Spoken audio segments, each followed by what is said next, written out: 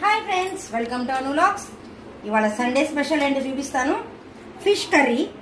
ఇదిగోండి, లైట్గా ఉప్పు పసుపు వేసి కాస్త నీసు వాసన అయితే ఉండదు.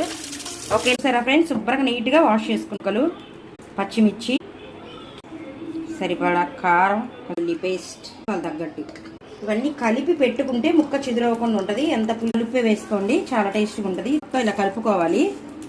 పులుసు బాగా వీటికి మసాలా కారం ఉప్పు బాగా పట్టేటట్టు కలుపుకోవాలి. అసలు వాటర్ వేయకూడదు. ఓకేనా? చూసారా, శుభ్రంగా ఇలా కలిపేసుకొని ఇప్పుడు ఆయిల్ వేసుకోవాలి. వేపాకు వేసేసుకొని చూసారా, వెలిగించుకుంటాక స్లోగానే ఉడకనిద్దాం. చూద్దాం. వావ్, కలర్ఫుల్గా ఉంది చూసారా.